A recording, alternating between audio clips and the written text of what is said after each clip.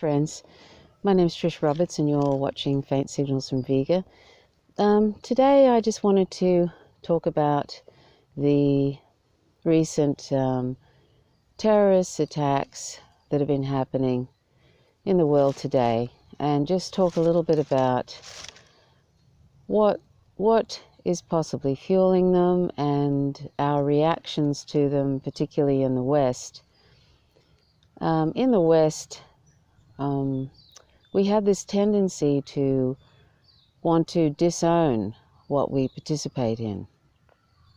As Noam Chomsky said, basically I'm paraphrasing, he said, there's a great way to, everybody's worried about terrorism.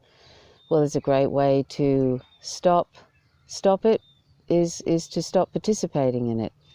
And that's the thing.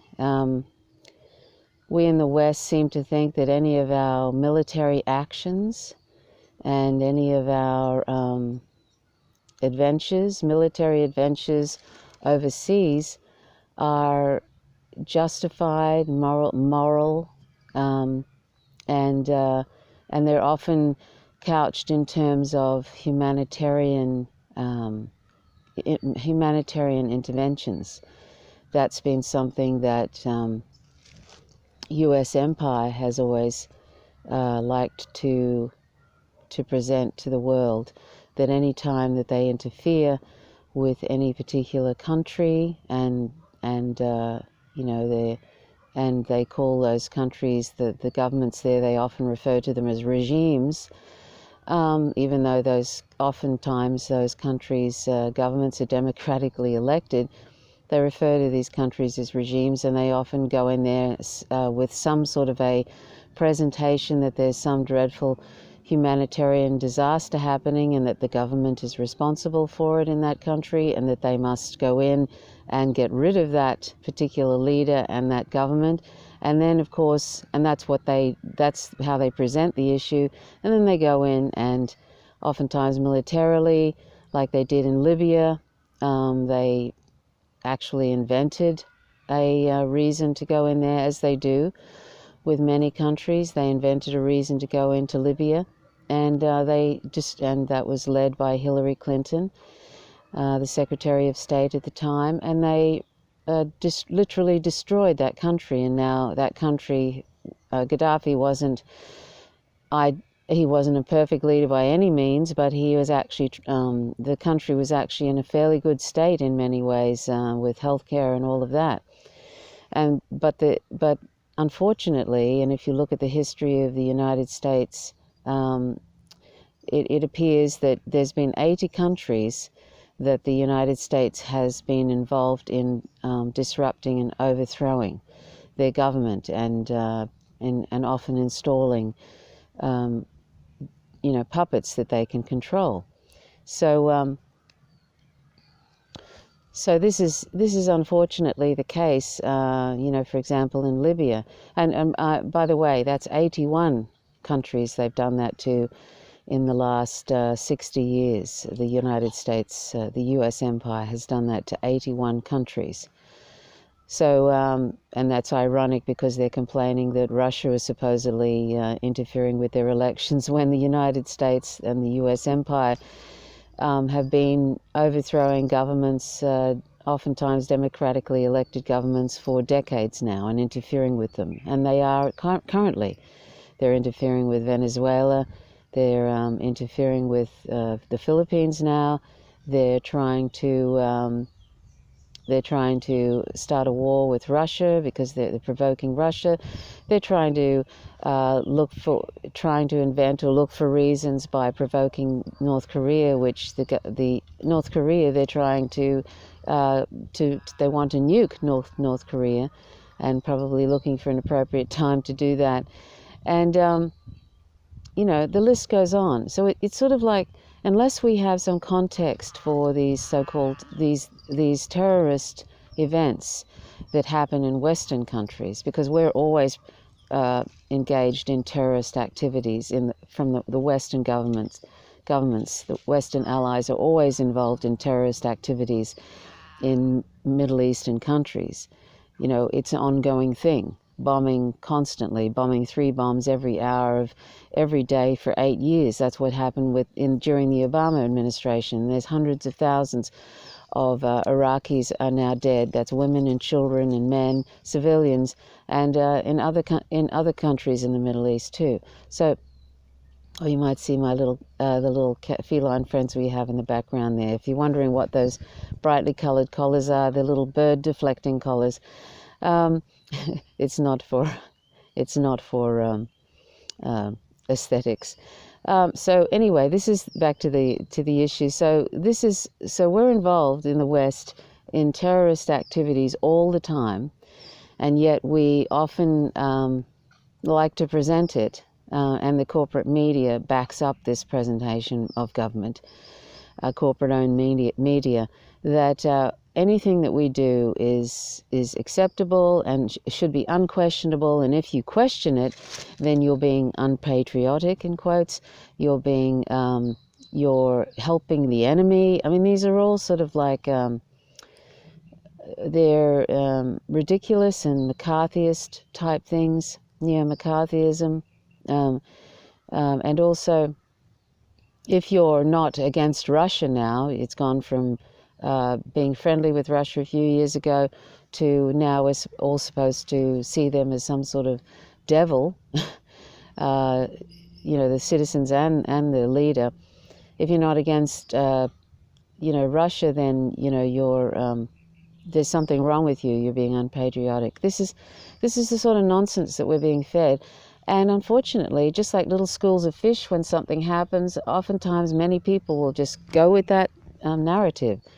They'll go with that narrative. They will believe whatever the corporate media tells them, and believe what governments tell them. Well, that's really, really sad, and it's very dangerous. But back to the point I was making, though, about we in the West and our terrorist activities in these Muslim-majority countries. And it's now 8 Muslim-majority countries, because we've added Yemen to that now, because the U.S. empire and allies, the U.S. empire is backing Saudi Arabia, selling arms, has just sold $350 billion worth of arms to Saudi Arabia, and Saudi Arabia is currently doing an ethnic cleansing in the poorest country in the Middle East, Yemen. So the United States is backing that ethnic cleansing in Yemen. And at present, right now, 1 child every 10 minutes is dying of famine and disease and illness due to the US-backed Saudi bombing of Yemen that's been going on for a couple of years now. And you won't hear about that in the media, because brown people apparently are not as important as people in Australia or London or the United States, any of these Western countries. You can have 1 person die or 7 people die, as a very sad case in London, and it's very sad when any terrorist event happens in any country. But 7 Londoners they're no more important than for example, the recent 100 or so people. There's been a few hundred people. In fact, I think there's been a couple of thousand people killed in the last month or so, or is it the last few months in Middle Eastern countries by U.S. forces and allies. And I hope that I invite you to watch the recent podcast, which was just playing 2 excerpts from Cindy Sheehan, who lost her son Casey in 2004 in Iraq. He was a soldier in Iraq, and Michael Preisner, who is now co-producer of the Empire Files, who spoke out against the war, and he does a very poignant and convincing presentation about who are the real terrorists in all of this. So I invite you to look on vegantrove.com and check out the most recent, it was early June 2017, the most recent podcast about that. It's called Dehumanization and the Bloody Rag of Empire. So that's not mincing words, and that's actually the bloody rag of empire is something that Cindy Sheehan used to describe what oligarchs who drive war to gain wealth and resources and hegemony. That's what war is. That's what Smedley Butler said about the war. He spoke out about that. General Smedley Butler spoke out against what he said is basically that the army, the defense forces, are used as a sort of like a like in some ways like gangsters or the mafia taking over areas and feeding it back to the oligarchs. That's I think I don't know if that's exactly what how he would probably put it, but that's what basically it is these days, and it has been forever and a day for as long as we can remember. Wars are being fought. Young poor people often are used as cannon fodder for oligarchs for resources, for wealth. And then they just discard those young people. If they're still alive, they don't give them what they any of the sort of they take away anything that they promised them initially.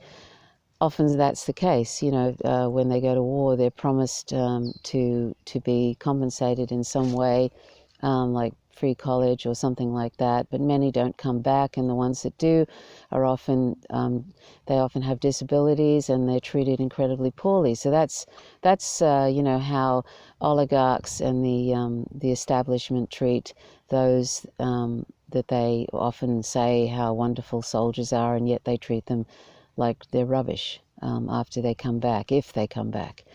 And let's not forget that 22 veterans suicide every day due to this appalling immoral wars that are going on right now in the Middle East. Do they care? Do the establishment and the war parties, the duopoly, the Democrats and the GOP of U.S. empire, which is just really one party, a war party, a corporate war party, do they care? Of course they don't. Oligarchs have never cared about the masses. They cared about lining their pockets. So this is the thing. But we, and I'm talking about me and everybody in the West, if we are not speaking out about what's happening in the Middle East, if we don't care about what's happening in the Middle East, then, excuse me, I'm just going to move this a little. Just get the sun out of my eye. If we don't care and if we don't speak out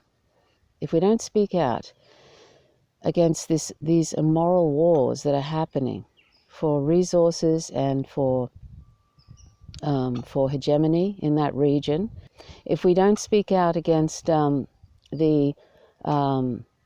we don't speak out against this, then even in just selfish terms, it will visit us, our countries, and it is visiting our countries. It's happening on a regular basis now in the UK with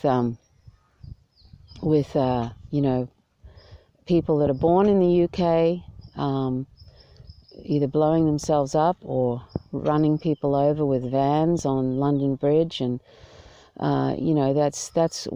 that's what's happening. There's a blowback occurring, and it will happen more and more as time goes by. And when you think about it, it's surprising there isn't more of this. And of course, oftentimes there are young men who all they have left, because they're second-class citizens. I'm talking about young Muslim men now. They become like second-class citizens in their own country. They're constantly vilified, and all they really, oftentimes, particularly if they're poor, all they really have is their religion. That's the only thing that's kind of backing them up, is sort of supporting them. And of course, their idea of religion is not really what Islam is. It's not meant to be blowing people up or sort of that kind of thing. It just isn't. The press like to present it that way, but it's not supposed to be that way. So unfortunately, they don't really understand their own religion. But that's their tribe is this religious group, that they've attached themselves to, even if they don't really understand it properly. And when the media is constantly vilifying them, and people are constantly running it down, that's all they have left. That identity, even if it's a ill-informed understanding of that religion. That's all they have, and then this can lead, in being treated like second-class citizens, that can lead people to, can lead them to do desperate things. It really can. And if that was all you had, if that was all I had, if all I had was something like that to belong to, and then everybody was attacking it, and I was poor and I had no future, I would probably I may do a desperate thing too. I hope I wouldn't, but this is what happens, and also it's just a really, really sad thing. But and of course I'm not excusing any acts of terrorism, but I'm just saying we always need context with everything. And we have to remember that we are responsible for the any blowback that happens if we are not speaking out against these wars in the Middle East that are really for resources and hegemony. They're not for humanitarian reasons. Then if we're not doing that, then we are responsible for not only the hundreds of thousands of Middle Eastern civilians that are being massacred, including the children that are being born deformed due to the uranium-depleted bombs that are being dropped at 3 bombs every hour of every day for the last 8 years and probably into the future. We're responsible for all those deaths if we're not speaking out in some way. And I don't mean just liking things on Facebook or liking things on social media and putting little sad emoticons and stuff. I don't mean, that's not activism. If we aren't actually doing something, either trying to educate others about this, because we're not getting anything but propaganda via the government in corporate-owned media now. Corporate-owned media are owned in the United States. There's 6 large corporations own the media there. They have everything to gain for the continuation of these wars in the Middle East. And so they're not going to give you the truth. So if you aren't hooked into independent journalism, then you're not going to know what the hell's going on. And also, there's no excuse now for ignorance. Ignorance is a choice. There's plenty of information on the internet, but you have to look for reliable independent news. And I've often mentioned this before, like news like the Real News Network, the Black Agenda Report, Mint Press News. I'll put these links in the bottom, in the information section of this video. But I really think we really need to, in a time where truth is very thin on the ground, I mean real news that isn't propaganda, it's very thin on the ground now. If we don't seek real news and truth, then we just become like the little schools of fish, where suddenly something happens and we all turn that way, and then suddenly something happens and we all turn that way. We're just led around and without any sort of real critique. We're going to have to be critical, and we're going to have to be critical as well as introspective. And we're going to have to move beyond these duopolies that keep presenting to us like these 2 main party type systems, where as if there's any difference between them. Because at this point in the world, there's very little difference in political parties. They have a neoliberalist agenda, they have a corporate agenda in many ways, and they're quite happy to, particularly Western governments, are quite happy to just go along with whatever is in the interests of corporations, whatever is in the interest of the deep state, the military-industrial complex, the arms industry, etc. All those, they are the people that are really driving all of this. The deep state, which is all the stakeholders that they are going to gain from these ongoing wars, and they'll always be trying to create another enemy. The new enemy now is Russia. They've sort of kind of run to an end in some ways, the Muslim thing, and now it's Russia. And so so the arms industry is using the whole Russia thing as a way of building, as selling arms. The greatest, this is what's driving it, is, that the stakeholders that want hegemony in these regions, they want to install puppet dictators so they can tell these puppet dictators what to do, and if they become inconvenient, like Saddam Hussein became inconvenient because he was installed by the United States, when he became inconvenient, they killed him. And now look at the Iraq. Iraq is just a whole lot of fiefdoms now. It's pretty much destroyed. Libya has been destroyed by Secretary Clinton. She wanted to prove a point because she was running for president, and they created some sort of humanitarian crisis, which often is what the U.S. empire does, creates a scenario so they can go in and interfere. And they went in and they've completely destroyed that country now. Now it's taken over by ISIS and other groups like that. And this becomes like a controlled chaos sort of situation. There's controlled chaos now in many of these Middle Eastern countries, and oftentimes, and people might find this hard to believe, but this is a fact, that the U.S. government is actually either indirectly funding these groups, like ISIS and al-Nusra and groups like that, and supporting them. They give them free passage through different countries. It's like they're using these groups to help destroy these countries so that then the United States can, take over, and the U.S. empire with all the corporations can take over. And if you don't believe me, then I'll leave some links, but you can, it was even admitted in the Podesta files from the WikiLeaks, where Hillary Clinton knew that Saudi Arabia has been funding ISIS. She knew that, and she's quite happy. She was quite happy to accept millions and millions and millions of dollars from Saudi Arabia, and she knows that Saudi Arabia is funding ISIS. So I know this all sounds very messed up and sad, and that's because it is. It is messed up and sad, and we need to face the fact that we have governments now that are kind of like the mafia. The U.S. government is like the mafia.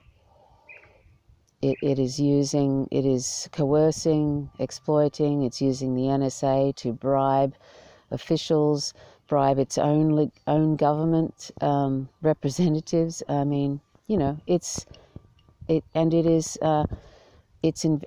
actually legal now for the U.S. government to, it's actually in a bill now that they can present propaganda to the people legally. They do it anyway, but they can legally tell lies about what's going on. It's actually been made, I think, a legal thing to do now. So they can actually lie to the American people. They do it anyway, but there's no conflict there now. So, we need to sort of like, and why do I talk about America so much, particularly when I'm an Australian? It's because neoliberalism has infected the planet.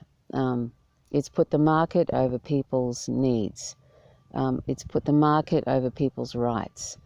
And if we, and it also, where it drags my country and other countries into its immoral wars for hegemony and resources.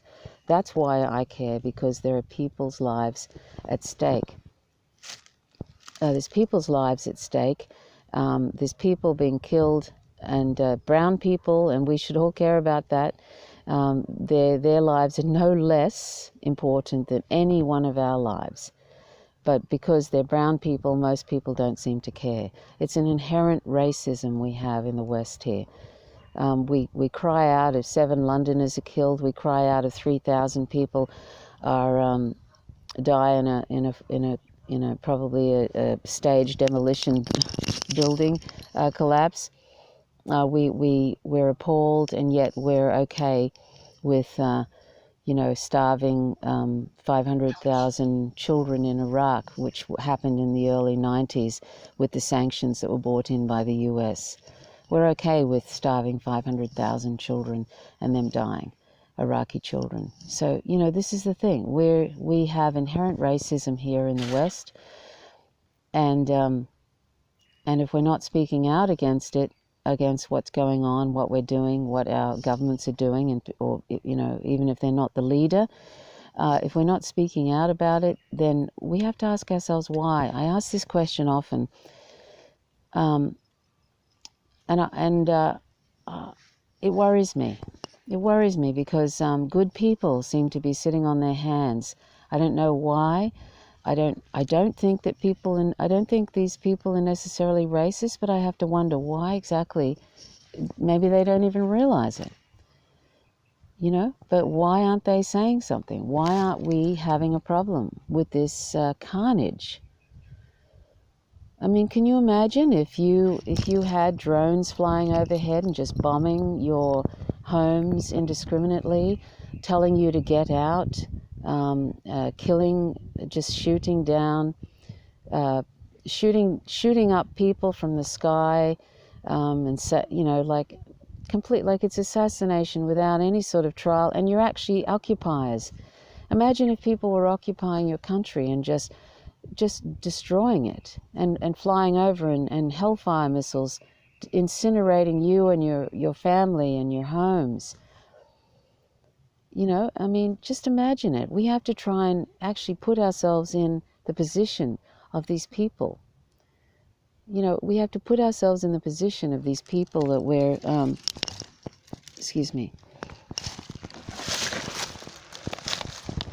We have to put ourselves in the position of these people whom we are bombing we're razing their towns to the ground.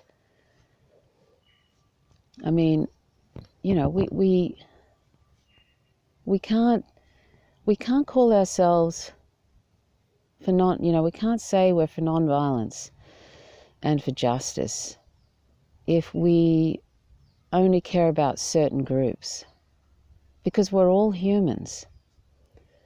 We're all humans, and if we don't care about what's going on in those countries, particularly when our governments are involved, and they are supposed to be working for us.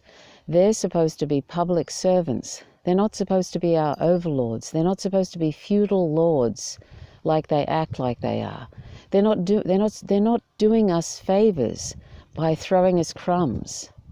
I mean, this is how the French Revolution started, and it didn't end well for the oligarchs. And if you make, as the saying goes, if you make peaceful protests impossible, then you make violent revolution inevitable. That's not exactly the quote, but that's how it is.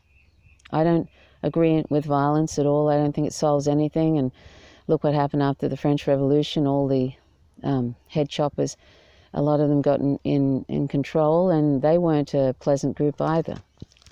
Violence really never solves anything, and those that engage in it, as Asimov said, violence is the Violence is the something of the incompetent, something like that. Violence is the method of the incompetent, I think, is the thing. So anyway, the point is that it starts with you and I. It starts with you and I, the end to this. And the government is supposed to work for us. And they're pretty useless at this point because they're just a kleptocracy, particularly in the United States right now. They're a kleptocracy. And so they... governments aren't working for us, they're working for themselves, and we're actually becoming irrelevant and disposable. So until we, sort of recognize that the duopolies, which is what many governments are now, they're just two sides of the one coin, and they have corporate interests and they have interest in imperialist warmongering. Until we realize that and move beyond this partisan thing, nothing really is going to change. If we're not speaking out against this, and I mean, even if we're just disseminating independent news on social media as a start, just start disseminating independent news about what's really happening, what's happening in Yemen, what's happening in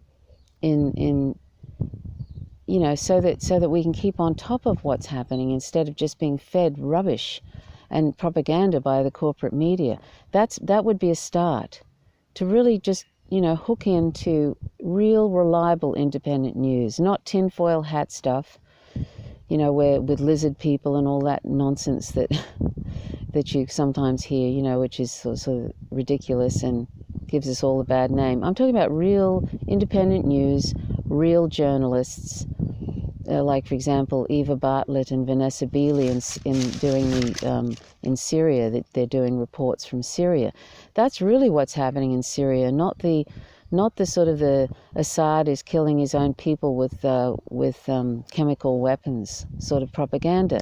That's what the corporate media is putting out, and Western governments are putting out. And why are they putting that out about Syria and Assad? Because they want to take over that country and put a pipeline through Syria. That's the basic reason why that propaganda is being put out. And most Syrians love Assad, are happy. Wouldn't say go as far as say love, but they're happy with Assad being the leader of that country. And most Syrians actually live in the area where Assad sort of is. And if he was so terrible, I don't think that would be the case. The people that are destroying Syria are Saudi-funded and US-funded ISIS, al-Nusra, and the like. They're the real terrorists, and I include the white helmets in that. The white helmets have often been seen standing over the bodies of the Syrian army soldiers, or pretending to be helpful in situations, and the minute the camera is off, it's just a stage thing. The minute the camera is off, they're off, and they're actually in those areas where rebels, the so-called rebels, the terrorists are. They actually sort of live in those areas, and they are part of that. It's just part of the. It's a propaganda war. It's a psyops thing, and unfortunately, people like George Clooney and Hollywood is often just completely clueless about what's going on. He made he made a documentary about the White Helmets, and they won an Oscar, for God's sake. I mean, the White Helmets are part of the whole terrorist rebel thing. I mean, this is why you might think, what on earth is she talking about? You might think that. You might think I'm crazy, or that I'm one of the tinfoil hat conspiracy people. You have to look at the real independent news. You have to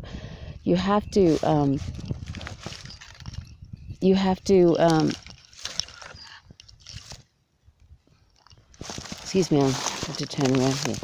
You have to look at what's really happening. You have to follow independent journalists in Syria if you want to find out what's really happening. That's the bottom line.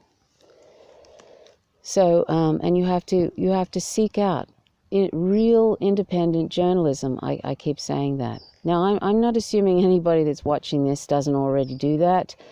I'm not assuming that that you don't or have it, that people that might be watching this don't have a critical mind. But this is just for anybody who thinks that Assad is some sort of monster. And, I'm not saying he's perfect by any means, but he is not what the mainstream media is presenting him to be. And the reason the mainstream media is presenting him that way, the reason that Western governments are presenting him that way, is because they want regime change. I put that in quotes. They want regime change, and they want to get him out of there, and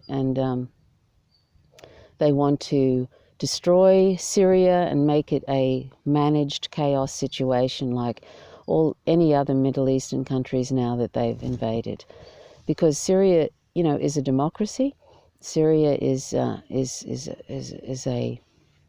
has been a vibrant place that's they have a very strong feeling about their country, and there's not these sectarian wars that are presented by the mainstream media. They've actually had a fairly harmonious sort of a situation there in Syria, but any of the sort of the violence now is often brought about by the so-called what they used to call moderate rebels, which are actually ISIS, al-Nusra, and they were given safe passage into Syria by the United States Defense Forces, and now they're in Syria, and now they're doing their best.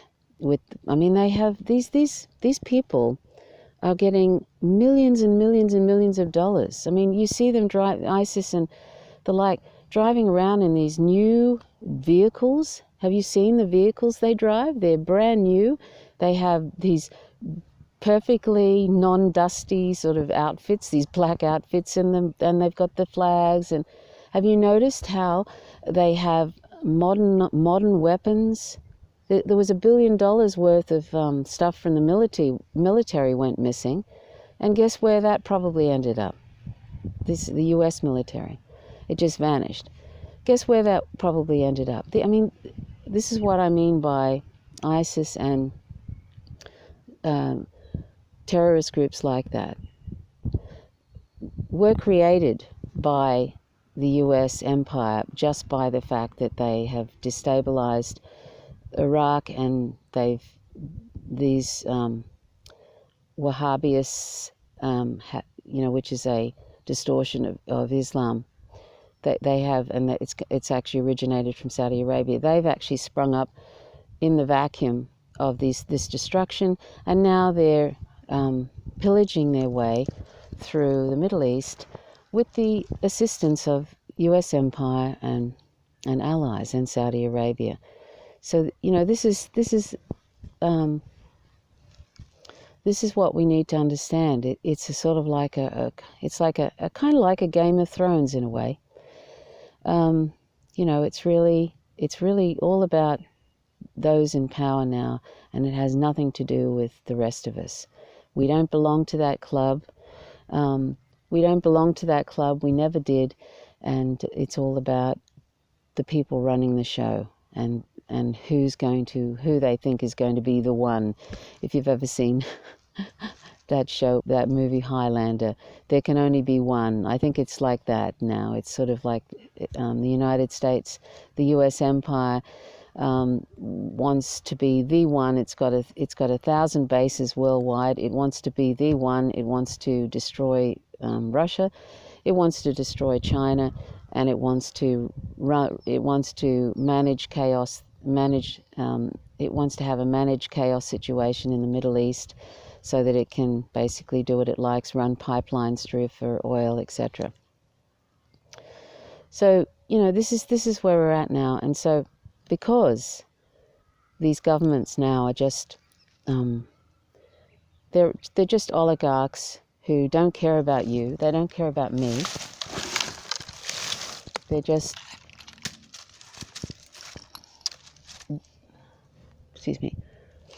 they're just oligarchs who care about themselves, and now we are disposable. That's why neoliberalism has had its foot on everybody's neck for quite a while now, since the 80s, and now we're down to a situation where people are really struggling. Austerity measures are coming in everywhere, and things are becoming a privilege, not a right. Like healthcare should be a right, and now it's seen as some sort of privilege. These sort of things. This is not how it's supposed to be, and it's not right. That's why governments are just, if you've got representatives that are telling you that healthcare is some sort of privilege, then you need to get rid of them. You need to vote them out. If your vote counts at all, which in the United States, there's so much voter fraud there that who knows, who knows who even wins elections there anymore. The electronic voting machines can be remotely hacked. And I'm not talking about Russia now. I'm just talking about they're actually banned in Europe. They can be hacked. Who knows who even wins in the United States anymore?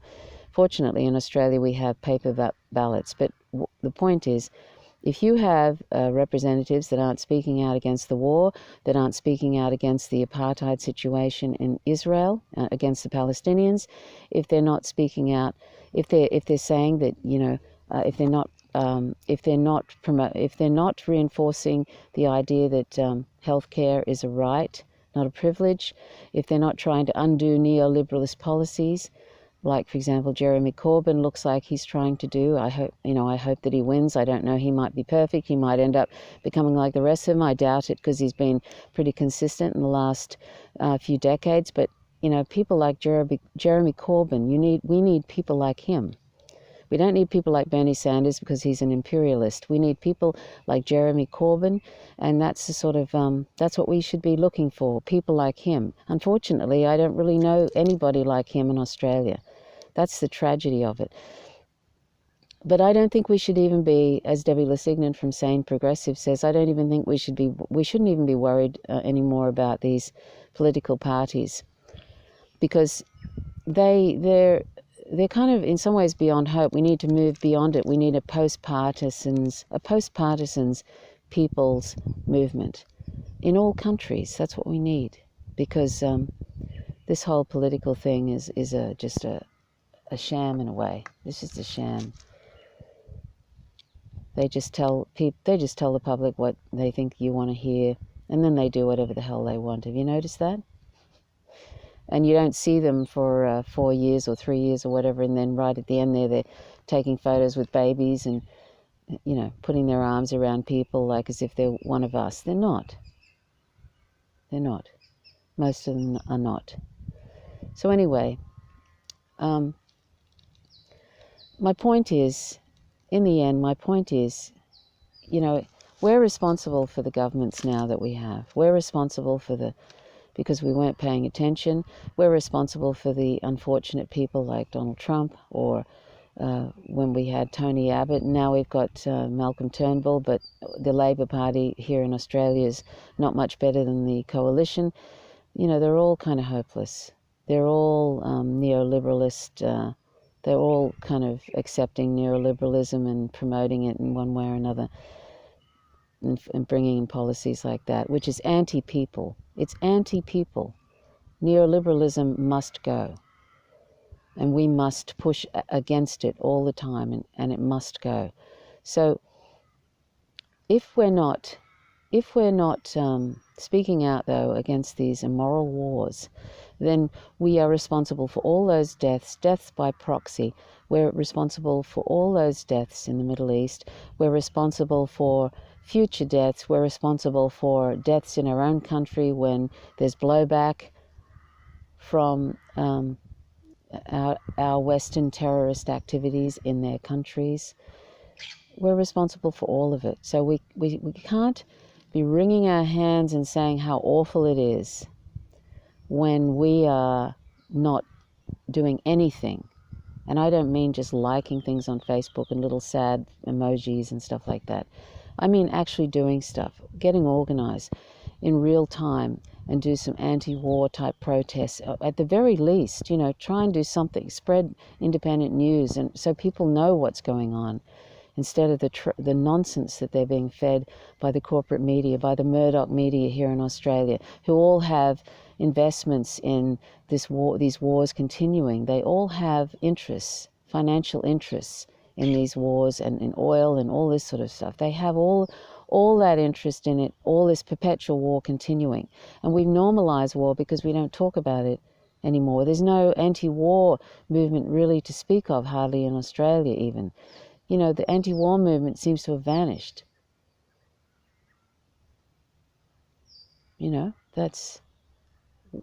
What does that say about us? We've normalized war, perpetual war. We've normalized massacring people, massacring children. And if we haven't found out what's going on with Palestinians, we need to get onto that immediately. That is absolutely appalling, what's being done to Palestinians. It's an apartheid situation in occupied Palestine, which is Israel. It's an apartheid situation, and those people are being shot in the streets. Children, like there was a 14-year-old young girl was killed just recently. She was just, this happens on a regular basis. She was shot numerous times and just left to die, and the settlers were saying, "Die, whore," as she was dying, and she's died. She actually died of her injuries. 14 years old.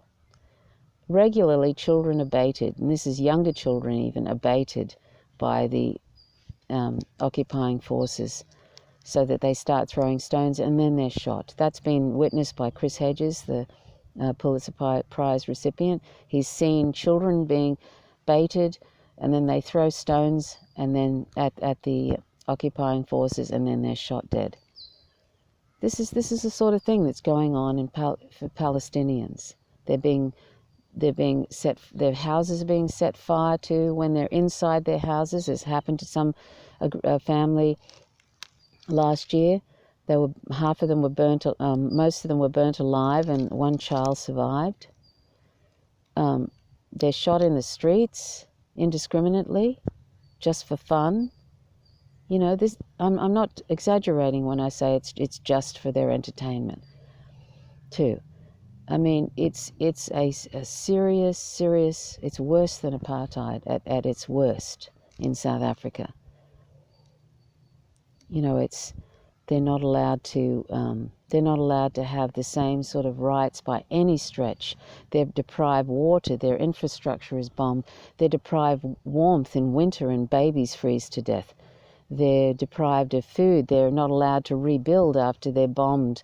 550 children were killed in 2014 in a 2-week period where Israel just bombed the blazes out of Gaza, and 550 children, Palestinian children, were killed. 550. And it barely really, it barely made a mention. Imagine if that was US children.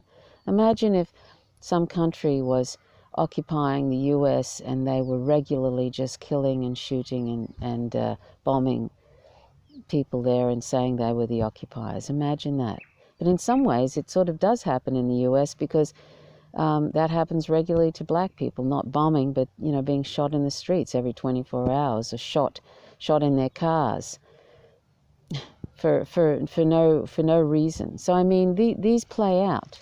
It plays out in our own countries, this sort of stuff, and it's going to happen more as we, the public, become more disposable and inconvenient for ruling oligarchs. And no, this isn't some sort of hyperbole. This is actually happening now. So we have to we have to sort of face reality, and then sort of organize around that in non-violent ways, because there are a lot more of us than there are of the oligarchs in power. They might have armies and they might have the police force, but you know what happens?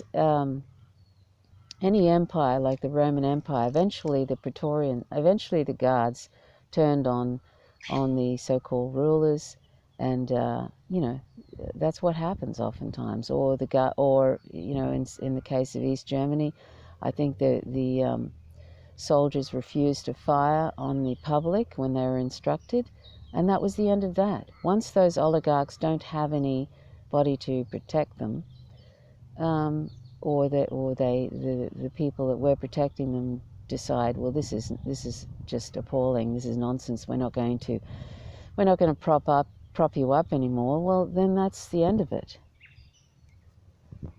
And the Roman Empire spread itself too thin, and they were all over the place, just like U.S. Empire.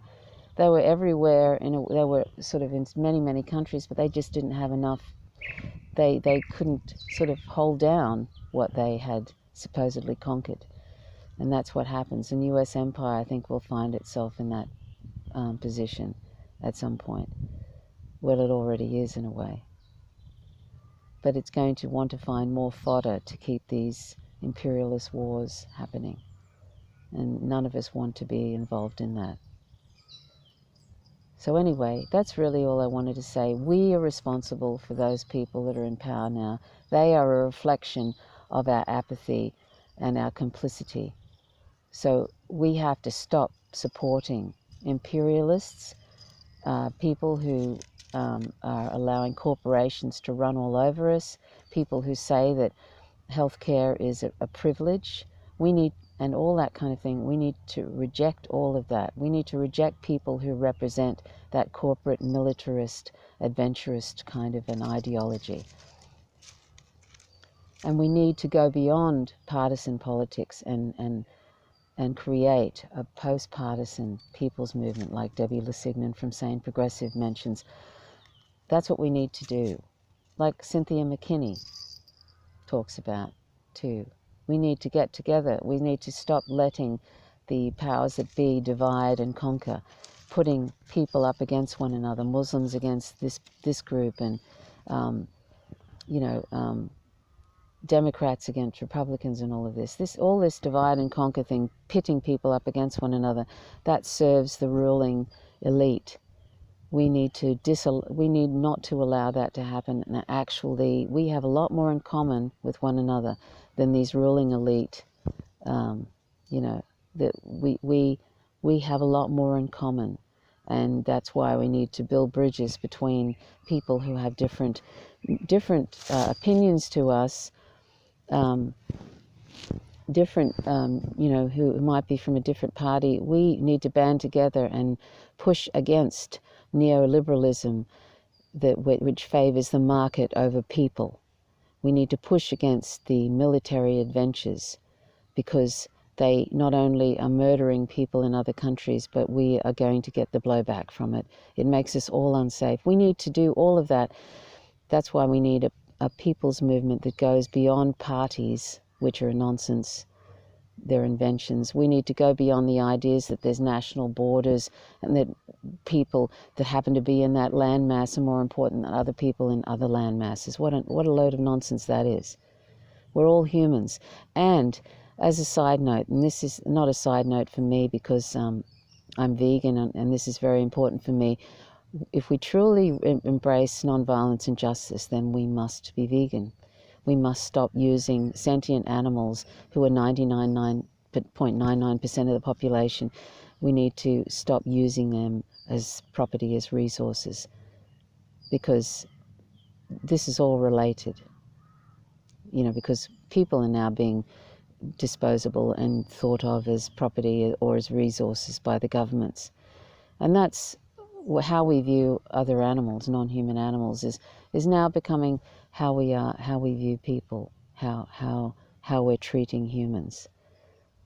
We're killing 1 trillion non-human land and aquatic animals every year for trivial reasons of palate pleasure, and we don't need animal products to survive. We can easily meet all our nutrition needs from plants and non-animal sources, so there's no reason at all why we should be torturing and murdering 1 trillion sentient non-human animals every year. There's no reason. So I invite you to check out my vegan resource, howtogovegan.org, and please read and it's a podcast. It's a comprehensive vegan podcast. Please check it out. So it's all related, and for us to truly say we embrace nonviolence and justice, we must become vegan first. That's a first step to a nonviolent life. So anyway, I'll leave it here. I meandered as I do through this. I hope that it made sense, but the important message I hope people could take away from this is we have to do something. We are responsible for the violence if we aren't speaking out. We are responsible for it, and we're responsible for also the destruction of the planet and the killing and torturing of non-human animals if we are not vegan, because 51% of greenhouse gases are from animal agriculture. 1 acre of Amazon rainforest every minute is being cleared for animal agriculture and for soy to feed animals. So we are responsible for a major part of climate change, the destruction of the planet, and we're also responsible for the 1 trillion tortured sentient animals that are killed every year for trivial reasons. And we're responsible for the hundreds of thousands of massacres of humans in the Middle East and elsewhere. And possibly, if we don't get off our hands, we're going to have a nuclear war with Russia. And that will be our fault because we allowed governments and corporate media to direct and manufacture consent. So it's up to us, you and me. It's up to us to do something, to spread information. Information is power, knowledge is power. It's up to us. So we need to get off our hands and stop thinking that activism is liking something on Facebook or on other social media, and sort of, spread real news, reliable, independent news.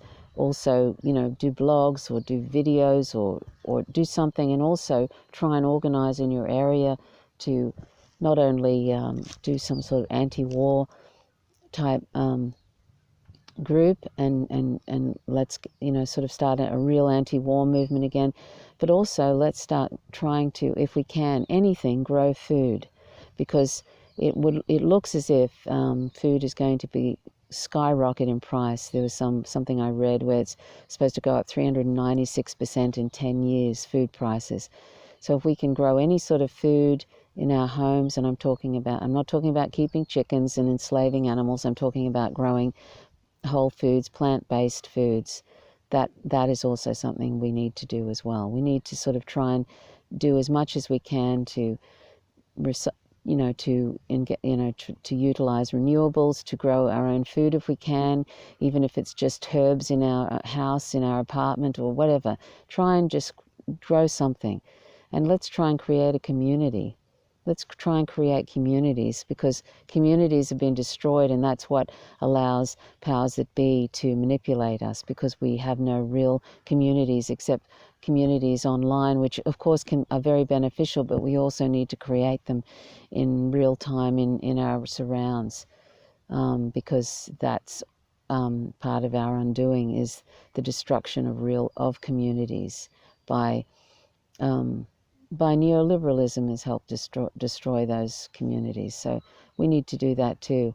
When we're all fragmented, it allows powers that be to do whatever the hell they want with us.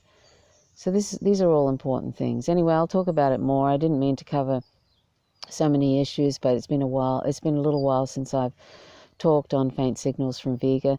I've been meaning to do it, but I was away in Queensland and for a little while, and I come back, and now I think I managed to pick up some sort of a cold, which I'm fighting off. I haven't had a cold since 1988, and I had a bug I picked up in India in 1997, so I'm usually, quite robust, but I think I'm just managing to fight this off, and now I've got to attend a couple of workshops tomorrow and the next day, so I don't know how that's going to go. But anyway, so that's why I've been away for a little while, and I'm hoping to do I was going to do actually a live feed today, but I didn't know how I'd go with my throat and everything, and also sometimes the sun changes, and the sun changes direction, or rather the earth does, and the little feline friends come up and try to knock over the tripod. So but I might actually start doing some live feeds, and just because. Okay, so thanks very much for watching. My name's Trish Roberts, and you're watching Faint Signals from Vega. Till next time, bye for now.